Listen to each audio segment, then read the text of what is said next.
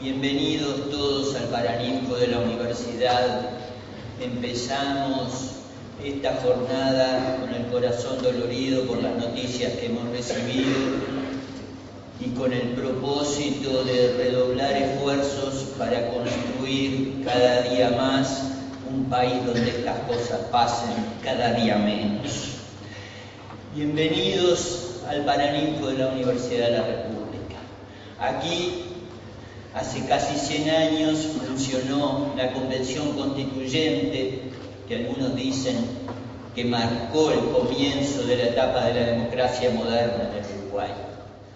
En cualquier caso, esta es una pequeña plaza pública, abierta a todas las opiniones dentro del pluralismo y el respeto a las libertades.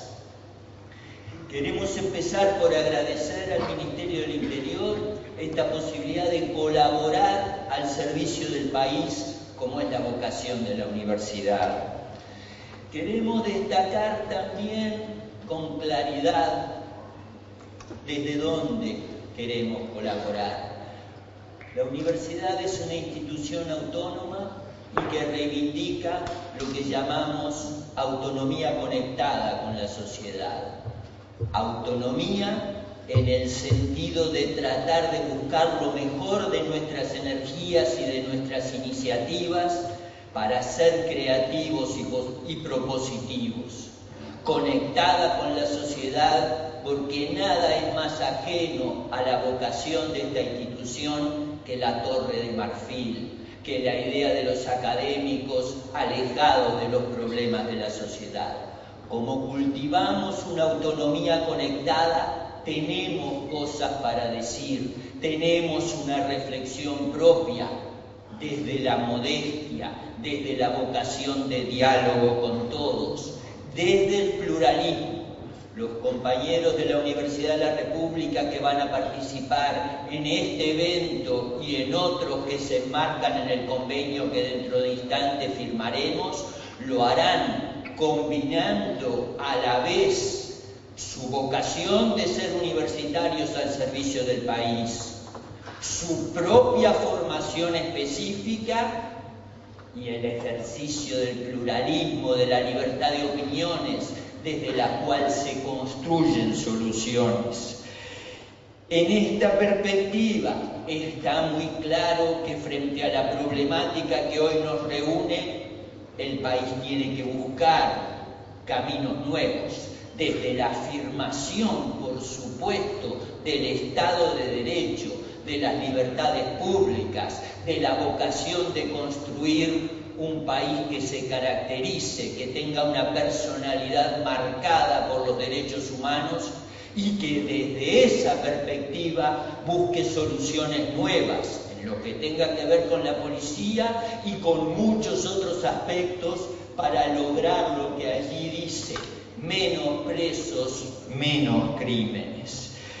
Hace pocos días aquí inaugurábamos las terceras jornadas de investigación e innovación orientadas a la inclusión social. Nos parece que combinar la perspectiva que hoy ustedes van a desarrollar a partir de la exposición de nuestro colega con la vocación de la inclusión social es nuestra tarea, nuestro propósito fundamental. Al iniciar las jornadas para la inclusión social de la Universidad de la República, las terceras, en un proyecto que viene desde los tiempos aciagos de la crisis del 2002-2003, el presidente nos llamó a ser cada vez más luchadores sociales del conocimiento. Gente que pone todo su esfuerzo y ese conocimiento que la República le ha permitido construir al servicio de la mejora de las condiciones sociales de nuestro país, en todos sus aspectos, también en este que hoy nos convoca. Queremos, pues, desde la modestia, desde la convicción de nuestras limitaciones, pero desde la convicción también del compromiso de la universidad con el país, colaborar en esta tarea, hacer que el convenio que dentro de unos instantes vamos a firmar sea letra viva que muestre lo que el Uruguay necesita. Colaborar entre muchos para juntar iniciativas y esfuerzos renovados para ir construyendo un país mejor. Ministro, va a ser un gusto darle la palabra y permítame repetir el agradecimiento de la Universidad de la República por las oportunidades desde la autonomía y el pluralismo, colaborar poniendo el conocimiento al servicio de la República. Lo escuchamos, ministro. Buenos días a todas y todos.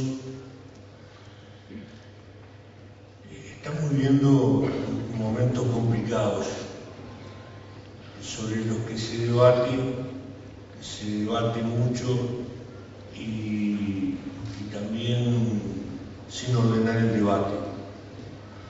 Por eso, con la actividad que nos toca presentar hoy, queremos dar inicio a un ciclo de trabajo mancomunado entre el Ministerio del Interior y la Universidad de la República.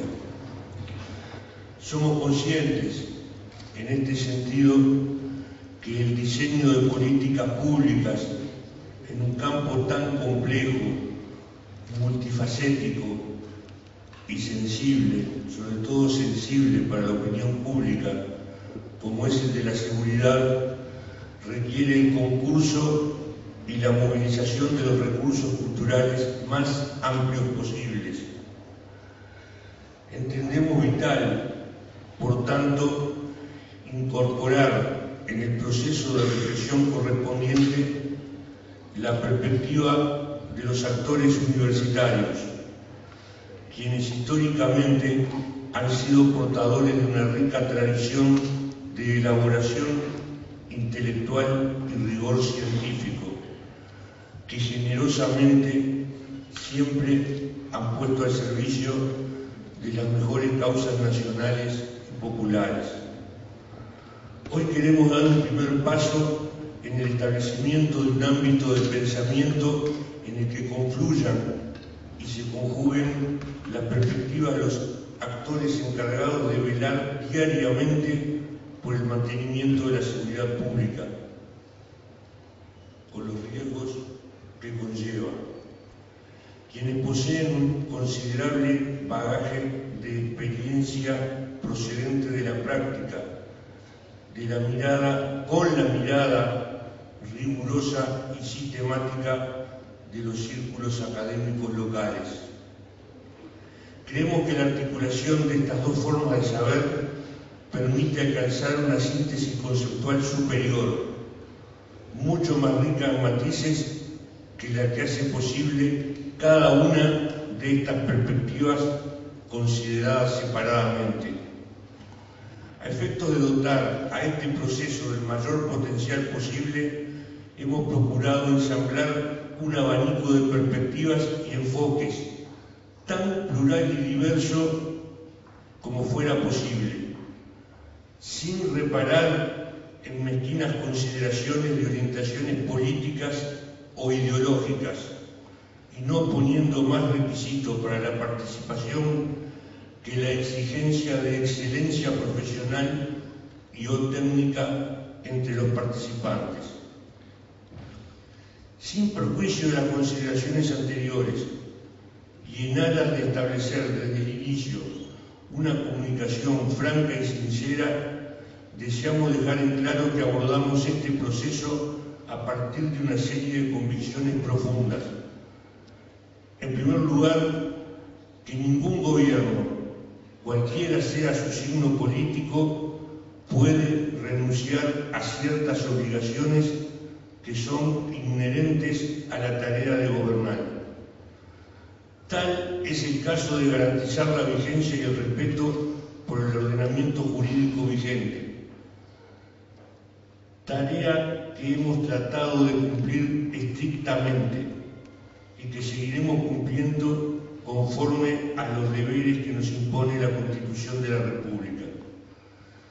En segundo lugar, que concebimos la seguridad como un derecho humano, que como tal debe ser garantizado y puesto al alcance de todos, especialmente de los sectores económicamente más vulnerables de la población, que tal como lo sugieren los resultados, tanto de estudios de victimización como de análisis basados en registros oficiales, son los más perjudicados por la actividad delictiva, en virtud de que sus menores recursos e ingresos no les permiten acceder a medidas de protección privadas que sí están al alcance de los sectores de más altos ingresos. En este sentido, entendemos que garantizar el acceso a la seguridad constituye un elemento indisociable de una concepción integral de justicia social. Es así, pues, que convocamos a debatir estos importantes temas con pasión y ardor, pero a la vez con altura y tolerancia, desterrando implacablemente toda forma de dogmatismo, que siempre constituye la antítesis del pensamiento y el enemigo mortal de la conciencia crítica. Por estas razones es que vamos a firmar un convenio que permita ordenar el debate. Y es en este espíritu que además nos complacemos enormemente en presentar para luego de la firma del convenio al profesor Lawrence Sherman, un intelectual de inmenso prestigio en círculos académicos de Europa y Norteamérica, quien indudablemente tendrá muchas cosas importantes para aportar al trascendente proceso que hoy iniciamos, también con los comentarios posteriores para enriquecer el debate. Muchas gracias.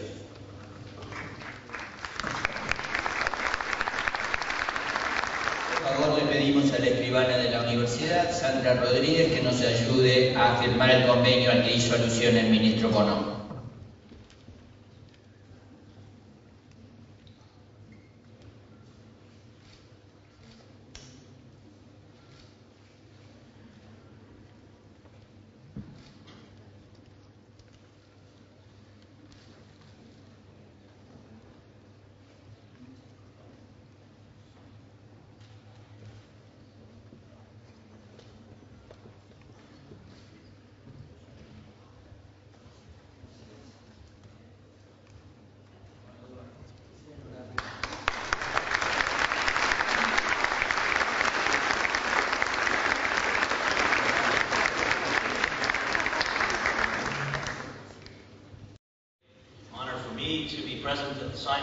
Y es un honor para mí estar aquí presenciando la firma de este acuerdo histórico. Actualmente estamos firmando un acuerdo similar en el Reino Unido y yo creo que faltan acuerdos de este tipo en los Estados Unidos y es algo que también habrá que remediar.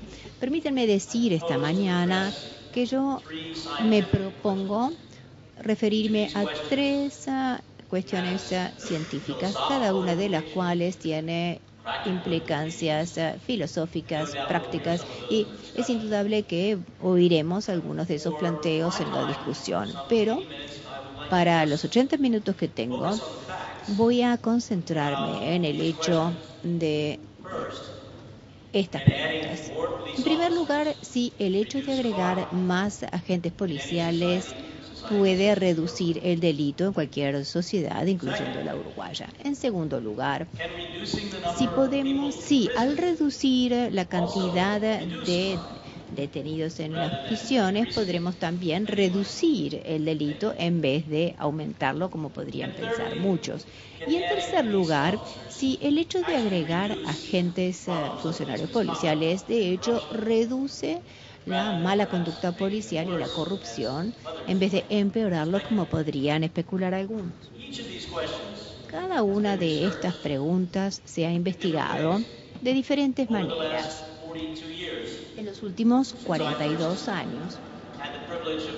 Desde que por primera vez tuve el privilegio de trabajar para el Departamento de Policía de Nueva York cuando estaba haciendo una investigación muy importante de corrupción policial que en ese momento dirigió el agente Sérpico. En ese momento tuve la oportunidad de trabajar con más de 30 departamentos de policía en Norteamérica, Europa y Australia para responder estas preguntas, al tiempo que alentábamos investigación que otros conducían en asociación con la policía y basados en universidades. Por lo tanto, somos muy optimistas en cuanto a la esperanza que da el acuerdo que ustedes firmaron esta mañana. Mi pregunta entonces, la primera es si el agregar más agentes policiales reduce el delito. Y la respuesta depende de cómo se utilicen esos policías. Tenemos muchas evidencias que muestran que cuando la policía concentra su atención en los lugares correctos y en la gente correcta, entonces puede ser una diferencia muy grande en el delito, especialmente si lo hacen como van haciendo los médicos cada vez más en medicina y como los productores hacen con la agricultura, como en muchos terrenos. Si se adoptan prácticas basadas en la evidencia que se sabe son efectivas. En ese caso, entonces, la policía sí puede reducir el delito y les voy a mostrar la evidencia. Y el método que tenemos es con los métodos clásicos de la ciencia que se desarrolló en el siglo XVII por gente como Francis Bacon y en la práctica a partir del siglo XVIII en adelante en todo el mundo, utilizando la observación directa que controla diferentes causas en relación con diferentes resultados. Los dos tipos de evidencia de los que quiero hablar son, en primer lugar, sobre la reasignación de la gente que ustedes tienen, de que eso incide mucho en cómo pueden utilizar la policía mejor. Y lo segundo, hay experimentos muy interesantes sobre qué es lo que pasa cuando súbitamente la policía ya deja de estar ahí y cómo afecta, o cuando no hay más policías disponibles y cómo afecta eso a la sociedad, y es lo que se llama los experimentos de knockout, es decir, cuando no hay policía presente. Hay mucha evidencia sobre la realocación de la policía con 6 experimentos con patrullas en puntos calientes y se están haciendo más estudios en este caso. Hay 8 experimentos también para parar a la gente y preguntar por armas de fuego, que ha disminuido los robos.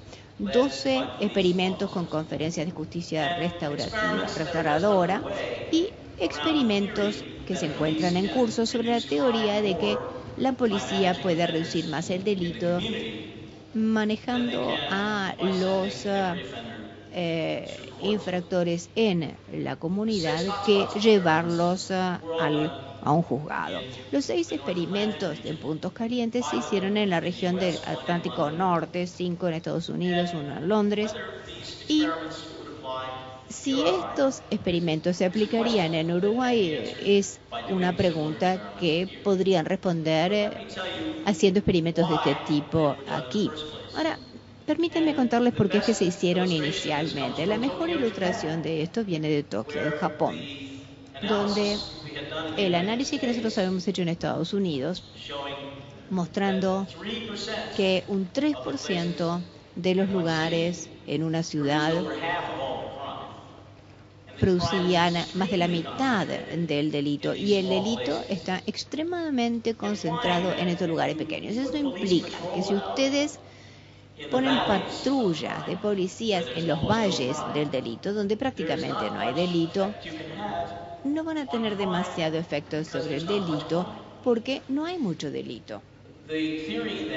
La teoría entonces que desarrollamos en 1987 y hicimos el lanzamiento del experimento en el Departamento de Policía de Minneapolis era concentrar la presencia policial en esos picos de actividad delictiva donde había delitos violentos y donde estaba más concentrado por metro cuadrado donde la presencia de un policía podía disuadir a tanta gente como la que está aquí y no tener que circular por áreas donde la gente estaba sumamente dispersa en 5 millas a la redonda o 10 kilómetros a la redonda. La concentración de gente hace que la presencia de la policía sea mucho más eficiente y la pregunta es si la hace más eficaz.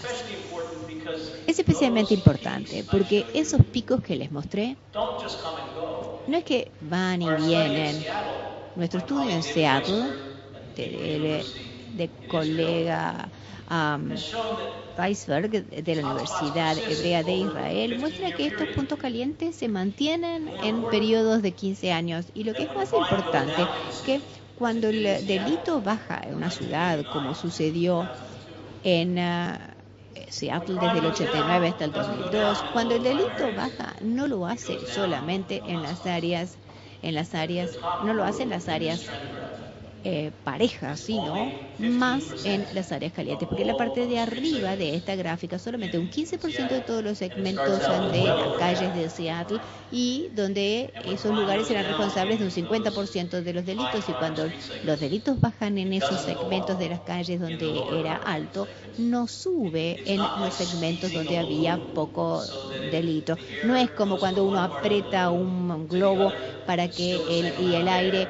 se vaya de un lugar al otro del globo, pero sigue habiendo la misma cantidad de aire. No, esta evidencia sugiere que cuando uno evita el delito en un lugar, no es que vaya a saltar por otro lado. Porque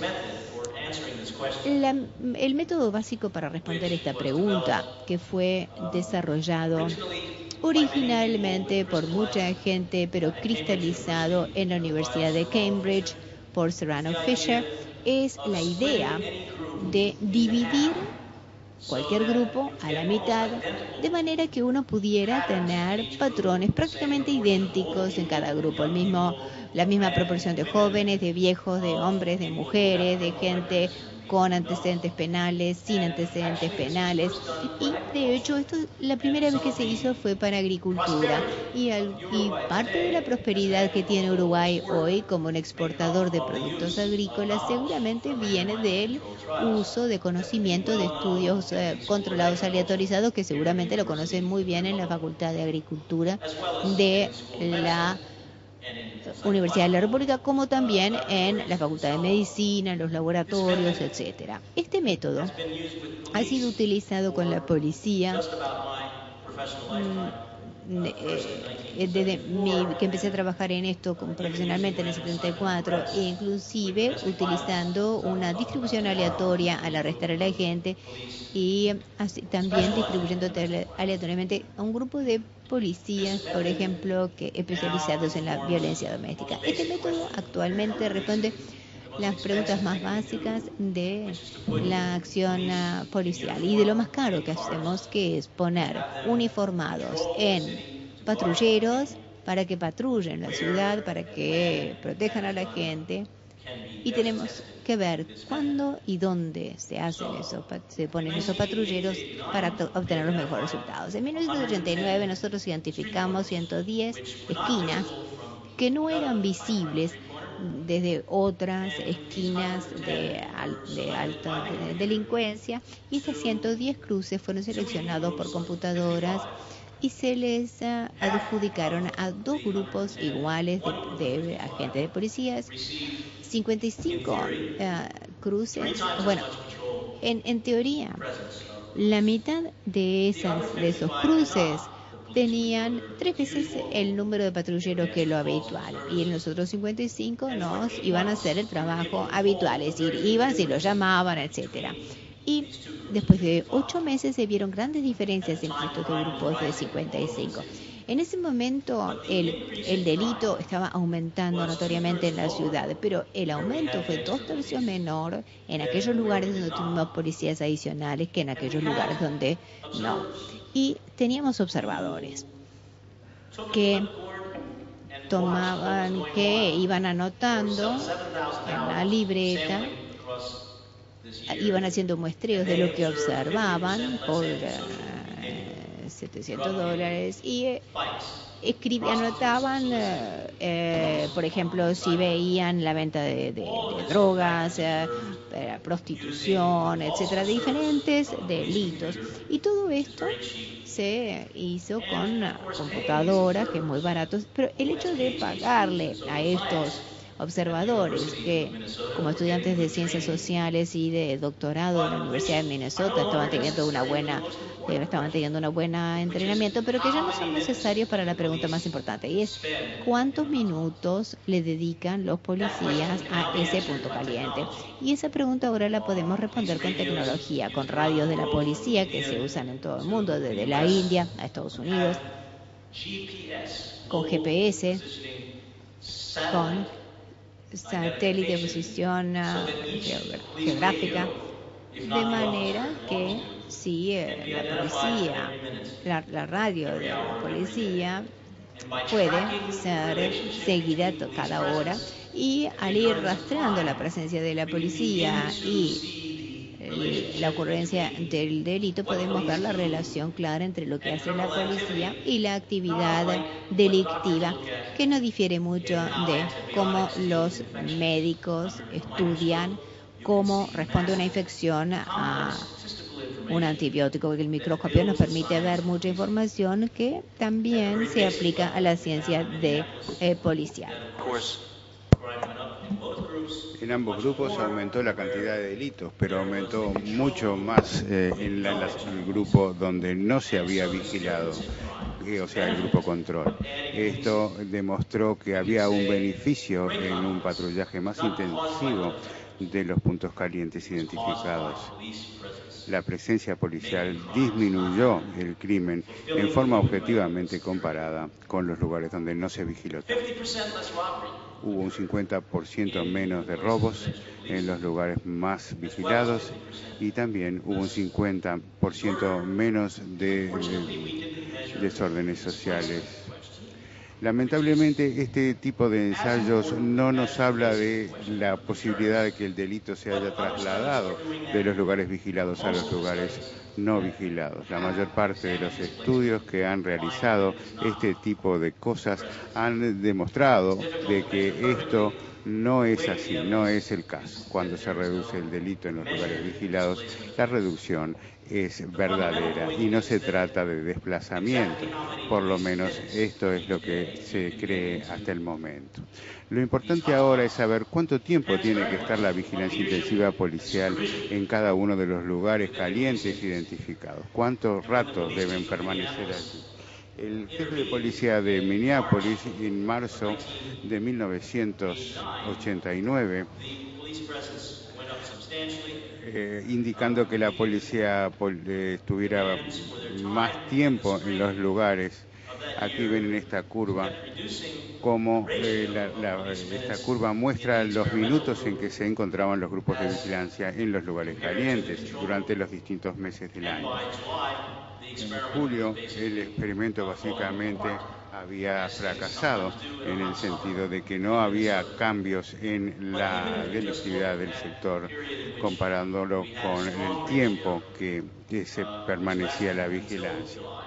Hasta julio de ese año, entonces, había mucho más delitos en los grupos de control que en el grupo experimental. El grupo de control es la línea continua por encima, y la tendencia es el porcentaje. La diferencia, dice la diferencia absoluta en la delictividad en relación con el mismo mes del año anterior. Se comparan ambas líneas, una con y la otra sin vigilancia. Se ve que hay un aumento de la delictividad en distintos meses del año, entre diciembre y julio, pero que ambas curvas se comportan diferente en el caso de una mayor vigilancia. El incremento del delito fue menor en los grupos vigilados. Acá tenemos el experimento realizado en el subterráneo de Londres, un sistema muy amplio de trenes subterráneos donde se identificaron 113 puntos calientes para delito, robos, carteristas, arrebatos. En un periodo de 6 meses, la mitad de estos puntos calientes recibieron patrullaje policial. Nunca antes la policía londinense había vigilado las plataformas de los andenes, digamos, de los trenes. Siempre se vigilaban los lugares donde se venden los tickets. Pues bien, se colocaron en la mitad de estos lugares vigilancia policial en los andenes, donde se descubrió que esta acción había merecido una reducción de la delictividad en un 23%. En los primeros 3 meses la reducción fue mayor aún que en los otros 6. Hubo un 40% en la reducción de los delitos en los grupos que se habían elegido para el experimento, comparando las estaciones donde se vigilaba con el grupo control. Pero, ¿qué pasa con el desplazamiento? ¿No ocurría que el delito se transfería a las estaciones menos vigiladas? Si nosotros lo combatimos aquí, ¿no aparece en otro lado? Bueno, acá tenemos un análisis detallado en la ciudad de Jersey, donde el profesor Weisberg llevó adelante un experimento con respecto a desórdenes públicos, incluyendo la prostitución callejera. El triángulo blanco que se ve en el centro, se observó que había prostitución callejera, y esto fue reportado por estudiantes universitarios que participaron tomando nota de lo que observaban en las calles. El tema era si la policía reprime el centro del triángulo, de la parte blanca del mapa, se disminuye la prostitución callejera, pero ¿esta aumentará en la zona periférica? ¿Será que las prostitutas migran hacia la periferia, es decir, a la zona gris o más oscura del mapa? O sea, áreas de amortiguación, amortiguando la zona objetivo de la vigilancia policial. Si los delitos aumentaban en la periferia, quiere decir que lo que se estaba logrando es desplazar el delito y no suprimirlo. Sin embargo, esto no ocurrió. Aquí tenemos las curvas que muestran que los delitos no aumentaron en las zonas de amortiguación, son las dos líneas inferiores. Aquí también hubo una reducción, así como en la zona objetivo, que es el triángulo blanco, en la zona superior. Con respecto a la venta de narcóticos, lo mismo ocurre. Aquí tenemos dos áreas de amortiguación alrededor de la zona caliente para la venta de droga. Ustedes pueden ver que los datos recabados muestran que al haberse reprimido la zona más caliente, las áreas aledañas tampoco tuvieron un aumento, sino que también redujeron, lo cual implica que no hay un fenómeno importante de desplazamiento de la actividad delictiva. Lo mismo el desorden público, otro problema importante es el de las armas. En los Estados Unidos tenemos un problema espantoso con respecto al porte de armas. La cantidad de armas de fuego es cada uno por persona aproximadamente. Y lo que se trata de hacer es que la policía haga detenciones, ya sea en el tráfico como también a nivel de los peatones, cuando existe sospecha de que alguien tenga un arma de fuego. Por ejemplo, a veces cuando una persona camina por la calle y se sujeta la cintura, se puede sospechar que no se le caiga el arma, pues esa gente es detenida y escacheada. La Suprema Corte de los Estados Unidos ha autorizado esto. Este es un sistema que no permite encontrar muchas armas, pero que sin embargo ha reducido el delito, porque hay una percepción pública de que la policía está buscando a gente que pueda aportar armas y la gente no anda tan armada por la calle. Esto ha hecho que disminuyan los tiroteos y también los crímenes. Son temas muy sensitivos, de mucho debate, hay mucho problema con los derechos humanos. Esto ocurre en todo el mundo. Esta foto es lo que ocurrió en Londres. En Londres no hay tantas armas, pero todo el mundo tiene cuchillos. Estos experimentos en distintas ciudades como Kansas y como otros han tenido buenos resultados. Muchas veces las quejas de los ciudadanos no han sido tan importantes. porque todo el mundo se da cuenta que es necesario reducir el delito. A veces con este tipo de revisaciones periódicas pueden ser minimizadas las molestias que ocasionan a las personas cuando los oficiales que las realizan utilizan la cortesía y utilizan lo que se llama un método policial persuasivo. La policía persuasiva, el PP, es una forma de explicar las cosas a las personas si usted los tiene que interrogar o revisar. Este método parecería que mejora la aceptación por parte del público de los métodos policíacos y permite la colaboración de la gente en lo que tiene que ver con el trabajo policial. El experimento de armas de la ciudad de Kansas se pagaron 4.500 horas extra, de las cuales 1.218 estaban en las oficinas de la policía escribiendo informes. Las tecnologías modernas no es necesario que se pasen escribiendo. Modernamente todo policía debe tener una cámara y un micrófono, y cada vez que se hace un interrogatorio, estas palabras tienen que quedar grabadas en forma digital. La policía no tiene que escribir y usted lo puede dar directamente a alguien cuyo trabajo es observar los turnos de 8 horas utilizando la tecla de Fast Forward, y luego cada crimen pasa directamente a su tratamiento habitual. Estas 1.200 horas lograron 1.090 multas de tráfico, 532 transeúntes que fueron detenidos, de los cuales 616 fueron arrestados porque se había observado actividad delictiva. Y solamente se encontraron 29 armas. No son muchos, pero nosotros lo que estamos diciendo es que hubo un incremento mucho más importante de las armas que se habían incautado en los meses anteriores, 1,5 veces más. Como ven a la izquierda de esta gráfica, en la zona de objetivo hubo un incremento de la tasa de armas por 1.000 personas del 9.9 hasta subió a 17%. ¿Qué ocurrió con los delitos utilizados, los delitos cometidos con arma de fuego?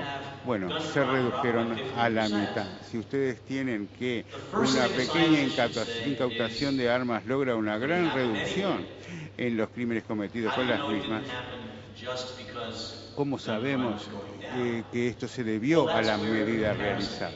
Por eso es que es necesario utilizar métodos científicos y grupos de comparación.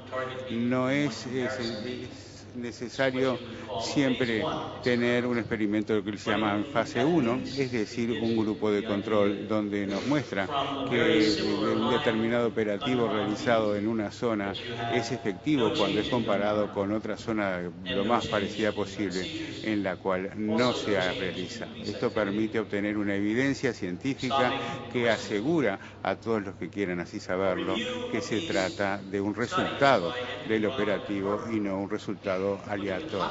Acá tenemos otra forma de investigar, la de Anthony Braga en Harvard, que es hacer una revisión sistemática de todos los resultados obtenidos en las zonas que se llaman puntos calientes. Si observamos los delitos cometidos con armas de fuego, estos estudios se encuentran allí. Son 8 áreas independientes donde se ha realizado un aumento de la presencia policial y una relación proactiva con los portadores de armas potenciales. Y todos los estudios, los 8 estudios, demostraron que hubo una reducción en los delitos cometidos con armas de fuego al compararlos con una cohorte de características similares. Los resultados no fueron disputados en lo que tiene que ver con las estadísticas de criminología. Muy poca gente discute estos hallazgos cuando son realizados de esta manera. Si usted va a un hospital y usted les pregunta cuánta gente herida de bala entró, usted tiene los registros médicos y las historias clínicas, pero estos son hechos con otro propósito. Los heridos de bala, los homicidios disminuyeron, las referencias percentuales en los Estados Unidos fueron enormes.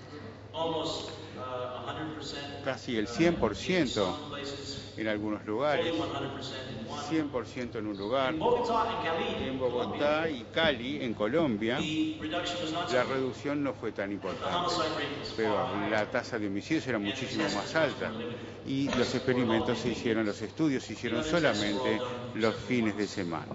En los otros casos se hicieron durante varios meses, todos los días. Lo que no fue importante fue tanto encontrar las armas, sino el hecho de buscarlas y que hubiera una presencia visible de policía en las zonas de alto delito, es decir, en los puntos calientes. Entonces, eso fue suficiente para reducir la violencia con armas de fuego. Otro enfoque también puede ser utilizado para reducir la tasa de criminalidad. Se llama la justicia restauradora, la práctica de la reconciliación y cura. Es decir, un careo entre las víctimas y los delincuentes que es promovido y realizado por la policía, porque las víctimas confían en la policía para protegerlos y se van a estar dispuestos a encontrarse, a charlar con los delincuentes en la capital de Australia, en Canberra, en Londres, en Newcastle, en las cárceles de Inglaterra, en Indianápolis, en los Estados Unidos. La policía ha organizado reuniones de 2 o 3 horas de conversación entre las víctimas, los delincuentes, su familia y sus amigos, para hablar de lo ocurrido. Y hay un policía que le pregunta al delincuente qué es lo que le hicieron a la víctima.